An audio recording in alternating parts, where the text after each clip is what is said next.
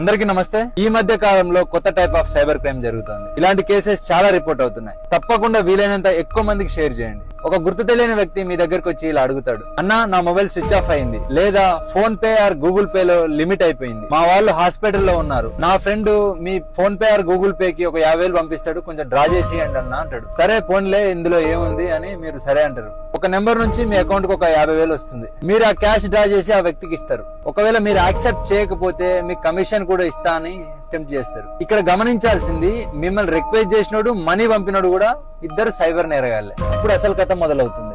మీకు ఎవడైతే మనీ పంపిండో అదే నెంబర్ నుంచి మళ్ళీ రిటర్న్ గా వాడే సైబర్ క్రైమ్ కాల్ చేస్తాడు. సార్ పొరపాటున రాంగ్ నెంబర్ కి మనీ పంపాను అని ఆ ఎవిడెన్స్ కూడా వాళ్ళకి పంపిస్తాడు. వెంటనే మీ అకౌంట్ ఫ్రీజ్ లోకి వెళ్ళిపోతుంది. ఇలాంటి scams petrol bunks, hospitals, shopping ఏరియాలో ఎక్కువ జరుగుతున్నాయి. గుర్తు తెలియని వ్యక్తులను నమ్మి లేదా కమిషన్ కాశపడి మీ PhonePe or Google pay లో డబ్బులు పంపించుకోకండి. మీ అకౌంట్ సైబర్ క్రైమ్స్ లో ఇన్వాల్వ్ అయితే సిబిల్ స్కోర్ కూడా ఇబ్బంది వస్తుంది. ఫ్యూచర్ లో లోన్స్ లాంటివి తీసుకునేటప్పుడు కూడా ఇబ్బందులు వస్తాయి. Prevention is better than cure. తస్మాత్ జాగ్రత్త. మానవత్వం మంచిదే, కానీ జాగ్రత్త ఇంకా మంచిది. Thank you.